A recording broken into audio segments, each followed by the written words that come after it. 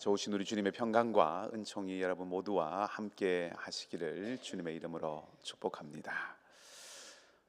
운전을 하다 보면 오늘도 안갯길 가운데 아마 여러분 헤치고 오셨으리라고 생각이 되는데, 운전을 하다 보면 이런저런 일들을 보기도 하고, 또 운전을 할 때마다 개개인의 어떤 습관들이 있죠. 저는 운전을 할 때 많은 경우에 라디오를 듣습니다.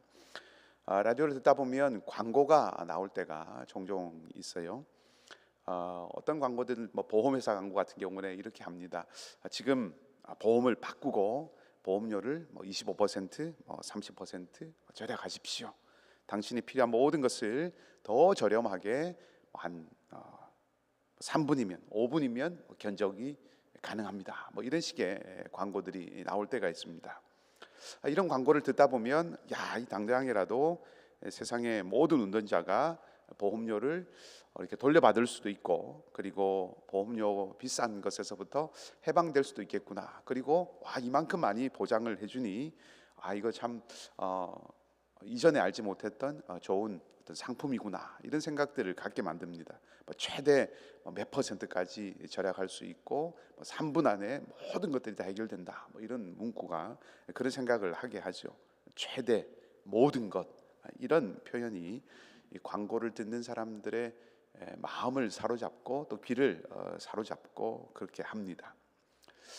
그렇지만 광고가 마칠 무렵에는 예외 없이 이렇게 살짝 지나가는 말이 항상 있습니다. 아주 좋은 조건으로 아주 파격적인 어떤 그런 상품들을 파는 것처럼 그렇게 광고하지만 마지막에 살짝 지나가는 것이 있죠. 이상의 내용은 조건에 따라서 다를 수 있습니다. 이렇게 보면 conditions may apply, 항상 이게 마지막에 딱 들어옵니다. 그러니까 모든 것이 가능할 것처럼 표현을 하지만 사실은 모든 것이 아닌 거죠. 저는 이거 들을 때마다 이게 속임수일까 아니면 과장일까라고 하는 것을 좀 생각을 해봅니다. 이게 마케팅의 어떤 전략인지, 아니면 이게 속임수인지, 혹은 이게 과장인지 좀 혼란스러울 때가 있습니다. 오늘 우리가 함께 읽었던 이 본문의 말씀에도 그런 표현이 등장을 사실은 합니다. 22절 말씀에 보면 마르다가 이렇게 말하지요. 그러나 나는 이제라도 주께서 무엇이든지 하나님께 구하시는 것을 하나님이 주실 줄 아나이다 라고 마르다가 말합니다. 광고에서 여러분 모든 거 다 해결할 수 있습니다 라고 말하는 것과 비슷하게 들립니다. 나사로가 세상을 떠났지요. 나사로가 위독하다는 소식을 듣고도 주님이 그 계시던 곳에서 이틀을 더 유하신 후에 베다니로 오십니다. 이때는 이미 나사로가 세상을 떠나고 난 이후입니다. 이제 이후의 본문에 등장해서 우리가 알 수 있듯이 이미 무덤에 있은 지가 나흘이나 되었습니다. 많은 유대인들이 이 나사로의 가정을 위로하기 위해서 조문을 하러 왔고, 또 그 과정 속에 예수님께서 오신다는 소식을 듣고 마르다가 예수님을 달려나가서 맞이한 거죠. 그리고 예수님을 만난 마르다가 말한 겁니다. 주님이 여기 계셨더라면 내 오라버니가 죽지 않았을 것입니다. 예수님께서 나사로의 병을 고치실 수 있었다라고 하는 그런 믿음이 담긴 말이죠.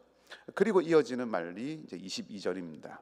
이 마르다의 말을 보면 예수님이 비록 그때 그 자리에 계시지는 않았지만, 아쉬운 일이죠. 부족한 일이고 아쉬운 일이지만 거기에 머물러 있지 않고, 그런 실망에 머물러 있지 않고 한 걸음 더 믿음으로 도약하는 것처럼 그렇게 들립니다. 그러나 예수님이 계시지 않아서 우리 오라버니가 세상을 떠났지만, 그러나 이제라도, 지금이라도 주님께서 무엇이든지 하나님께 구하면 하나님이 그것을 이루어 주실 것을 내가 압니다. 자기 오빠가 죽기 전에 주님이 오시지 않은 것은 매우 애석한 일이지만, 주님은 하나님과, 예수님은 하나님과 친밀한 분이기 때문에, 그분의 능력을, 하나님의 능력을 이 땅 가운데 행하시는 분이기 때문에 지금이라도 무엇인가 하실 수 있다라고 하는 것을 내가 믿습니다라고 하는 그런 고백처럼 들립니다. 그리고 그 무엇이든지 하나님께 구하는 것을 주실 것입니다. 그 무엇이든지가 무엇이겠습니까? 지금 이 기대할 수 있는 것, 그 무엇인가는 당연히 살아나는 것이라고 생각해 보게 되죠. 사람이 지금 호흡을 멈추고 목숨이 끊어졌습니다. 생명이 끊어졌습니다. 죽은 사람에게 무엇인가 일어날 수 있다라고 하는 것을 기대한다면 그건 무엇이겠습니까? 살아나는 것 외에 어떤 다른 것을 우리가 기대할 수 있을까요? 죽은 자에게 기대할 수 있는 것은 살아나는 것. 지금이라도 무엇인가 예수님 할 수 있습니다라고 말할 때 그것은 자연히 살아나는 것에 대한 말이라고 생각을 할 수 있겠죠. 그 외에 다른 것을 생각하기란 쉽지 않습니다. 그렇게 보면 오라버니가 아팠을 때, 나사로가 아팠을 때 예수님이 계시지 않아서 비록 세상을 떠났지만, 그래서 참 애석하고 안타깝지만 그러나 지금이라도 주님이 오셨기 때문에 나사로가, 우리 오빠가 살아날 것이라고 나는 생각합니다. 나는 그것을 압니다 라고 이야기하는 것처럼 들립니다. 근데 마치 말씀드렸던 그 광고처럼 위의 내용은 조건에 따라서 다를 수 있습니다. 이런 말처럼 반전이 여기에 있습니다. 이제라도 주께서 하나님께 구하시면 하나님이 그것을 들으실 줄을 내가 압니다 라고 고백을 했는데, 그 말을 받아서 주님께서 말씀하시죠. 네 오라비가 다시 살아날 것이다. 네 오라비가 살아날 것이다 라고 말씀을 하셨습니다. 그때 마르다의 이 논리적인 자연스러운 대답은 무엇이어야 됩니까? 네, 믿습니다. 그럼요. 그 일을 위해서 주님이 오신 줄 내가 압니다. 내가 믿습니다 라고 대답을 해야 하지만 마르다는 그렇게 말하지 않죠. 24절에 보면 마르다가 이르되 마지막 날 부활 때에는 다시 살아날 줄을 내가 아나이다 라고 대답합니다. 네 오라비가 다시 살아날 것이다. 그럼요, 마지막 날에는 살아날 거죠. 나도 그것을 알고 있습니다. 이 말은 뭡니까? 이 믿음은 당대 많은 사람들이 가지고 있었던 마지막 하나님의 심판 날에 의인들이 부활할 것이다 라고 하는 그 믿음을 고백하는 것입니다. 나도 그 믿음 가지고 있습니다 라고 말하는 겁니다. 다시 말하면 지금 살아날 것이라고는 생각하지 않는다는 것입니다. 마르다는 분명히 나사로가 무덤에 있은 지 나흘이라고 하는 것을 알고 있습니다. 39절에 보면 죽은 지가 나흘이나 되었습니다 라고 마르다가 이야기합니다. 이미 무덤에 있다라고 하는 것 압니다. 이미 세상을 떠났다고 하는 것 압니다. 그 상태에서 주님께서 무엇이든지 하나님께 구하면 하나님이 들으실 것입니다 라고 그렇게 고백했지만 그 무엇이든지가 진짜 무엇이든지는 아니었다라고 하는 겁니다. 마르다가 인정하는 주님의 능력, 주님은 분명히 능력을 가지고 계신 분입니다라고 말하지만 마르다가 인정하는 그 주님의 능력은 마르다의 생각의 울타리, 마지막 날에 가야 죽은 자가, 의인이 살아날 수 있다라고 하는 그 마르다의 생각, 마르다의 그 믿음, 그 울타리를 넘지 못하고 있다는 것입니다. 마르다는 무엇이든지라고 말했지만 그 무엇이든지라고 하는 것은 꼭 필요한 한 가지, 지금 이 자리에서 꼭 필요한 한 가지는 제외한 나머지 모두라고 하는 그런 뜻이 되었습니다. 모든 것을 보장해 준다고 하는 그 말을 듣고 보험을 구입했는데 정작 내가 필요한 것은 커버리지가 되지 않는다는 거죠. 그것은 보장해 주지 않는다라고 하는 겁니다. 그러니까 말한 대로 아는 대로 그대로 믿지 않는다는 겁니다. 이 마르다의 모습입니다. 마르다의 이 말은 그래서 주님께서 무엇이든지 하나님께 구하면 하나님이 주실 것을 내가 압니다 라고 하는 이것은 결과적으로는 그저 예수님에 대한 그냥 존경의 표현입니다. 능력을 가지신 분, 권능을 행하시는 분, 하나님 말씀을 권세 있게 가르치시는 분에 대한 그냥 그저 존경의 표현이고 예의상 한 말처럼 결과적으로는 되어버렸다라고 하는 거죠. 그러자 예수님이 말씀을 하십니다. 마지막 날 부활 때는 다시 살아날 줄 내가 아나이다 라고 한 그 말에 예수님이 다시 말씀하시죠. 나는 부활이요 생명이니 나를 믿는 자는 죽어도 살겠고 무릇 살아서 나를 믿는 자는 영원히 죽지 아니할 것이다. 여러분, 이 말씀의 핵심은, 예수님 말씀하신 이 말씀의 핵심은 완성될 종말의 날에, 그 마지막 날에 살아날 것뿐만 아니라 그 마지막 날이죠. 미래에 이루어질 그 일, 죽은 자가 살아날 그 일이 지금 예수님 안에 있다는 겁니다. 지금 예수 안에 그 생명이 있다는 겁니다. 마지막 날에 일어나는 바로 그 일이 지금 예수님 안에 있다는 것입니다. 모든 신자들은, 모든 성도들은 죽음 후에 부활합니다. 완성된 하나님의 나라에서 하나님의 생명을 얻습니다. 분명히 미래적인 사건입니다. 지금이 아니라 미래적인 사건입니다. 근데 그 미래가, 바로 그 미래가 이 땅에 오신 예수님 안에 현재 있다는 뜻입니다. 지금 그 생명, 마지막 날에 다시 살아나고 마지막 날에 다시 살리시는 그 능력, 그 생명을 가지신 그분이 지금 그 생명을 준다는 말입니다. 무슨 뜻입니까? 쉽게 말하면 지금 살아날 것이다 라고 하는 말이라는 것이요. 마르다는 예수님을 잘 알았습니다. 매우 친밀한 관계였습니다. 아주 잘 알았습니다. 친밀하게 여겼습니다. 실제로 다른 사람들보다 더 가까웠습니다. 예수님께서 본디 나사로와 그 가족을 사랑하셨다라고 5절에 말하죠. 다른 사람들보다 예수님과 더 가까워 보이는 사람이었습니다.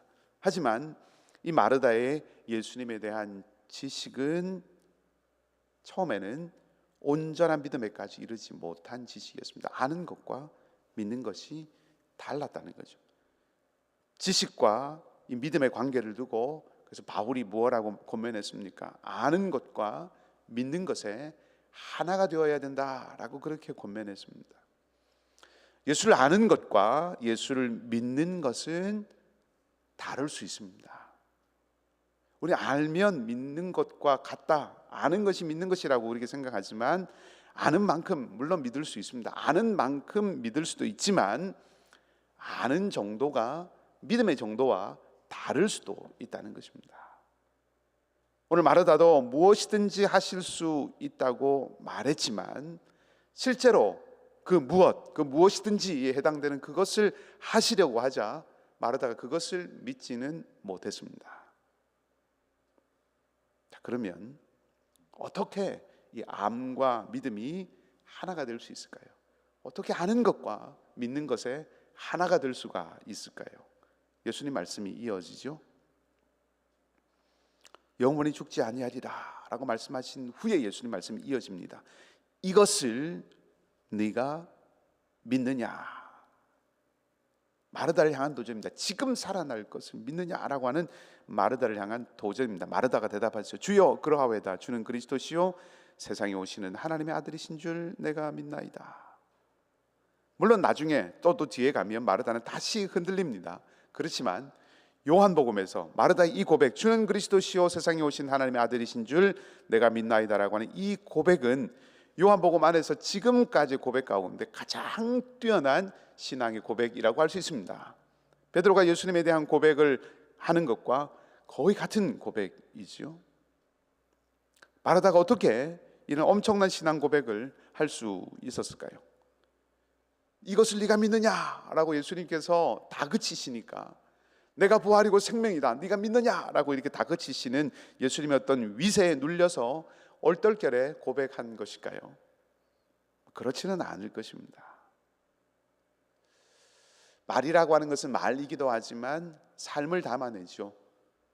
삶 전체가 담긴, 인격이 담겨있는 말 안에는, 그의 삶 전체가 담겨있는 말에서는 그 말이 무엇이든지 그 말하는 사람의 삶, 아니 그 사람이 느껴집니다. 이게 말의 위력입니다. 그처럼 마르다를 향하여서 이것을 네가 믿느냐라고 하는 이 말씀 속에서 예수라고 하는 존재를 마르다는 경험했을 것입니다. 그 말과 함께 오는 그 말을 하는 발화자, 말하는 그 존재를 마르다는 경험했을 것입니다. 결국 제가 드리고 싶은 말씀은 만남입니다. 만남. 주님을 만나야 합니다. 주님을 만나지 못하면, 예수 그리스도를 체험하지 못하면 예수에 대해서 알 뿐입니다. 그럼 체험이라고 하는 것은 신비한 현상을 말하는 것 아닙니다. 경험해야 된다고 하는 것은 스펙타클한 어떤 드라마틱한 어떤 것을 말하는 것이 아닙니다. 연인이 서로를 알아가듯이, 부부가 서로를, 가족이 서로를, 친구가 서로를 알듯이 그런 만남, 그런 사귐이라는 겁니다. 신앙은 본질적으로 정보가 아니라 관계이죠. 우리 신앙은 어떠한 정보, 예수가 어떻다, 하나님 어떤 분이다라고 하는 그 정보가 아니라, 지식이 아니라 관계입니다. 관계. 마르다는 예수님과 매우 가까운 사이였고 또 그분을 잘 안다고 자부했지만 결정적인 순간에 어땠습니까? 결정적인 순간에 그저 예수님을 능력 있는 손님, 능력 있는 조문객, 능력 있는 좀 가까운 지인 정도로만 대우를 했다는 것입니다. 무엇이든지 할 수 있습니다 라고 그렇게 말했지만 마지막 날에 살아날 것입니다 라고 말하는 이 말을 통해서 결정적인 순간에 마르다는 예수님을 능력이 있는 손님 정도로만 생각하고 대우했다는 겁니다. 하지만 사실 어떻습니까? 진실은 예수님은 이 마르다의 지식 속에 갇혀 있는 분이 아니라 지금 마르다의 슬픔을 마주하고 그 자리에 생명을 주실 수 있는 하나님의 아들이셨습니다. 우리가 회복해야 되는 것은 더 많은 성경 지식이 아니라 주님과의 인격적이고 실제적인 만남이라는 것입니다. 지식은 우리를 때로 그리 해서는 안 되지만 때로 교만하게 하거나, 혹은 지식은 우리를 아는 만큼 행하지 못하게 하는 우리 자신을 발견하게 해서 절망에 빠지게 할 때도 있습니다. 그때 어떻게 일어날 수 있는 인격적인 만남을 통해서 우리는 다시 살아날 수 있습니다.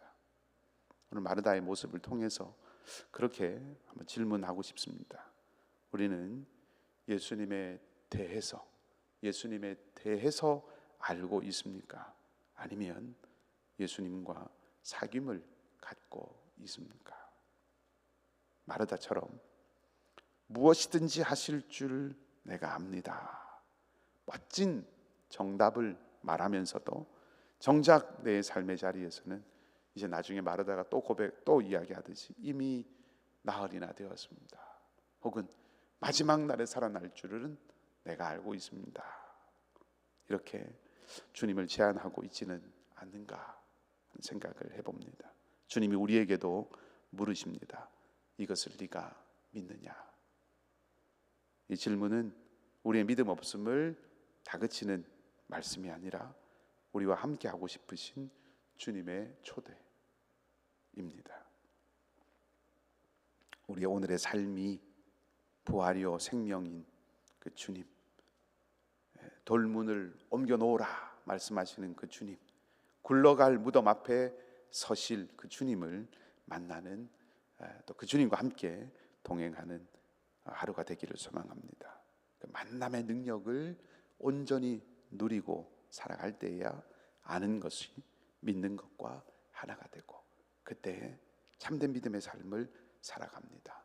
이 은혜가, 그래서 죽은 나사로가 살아나는 그 놀라운 부활의 자리에, 그 능력의 자리에 함께 서게 되는 참된 믿음의 사람이 되는 여러분의 복된 삶이 되기를 주님의 이름으로 간절히 축복합니다. 우리 함께 기도하십시다. 말씀을 기억하고 기도하기 원합니다.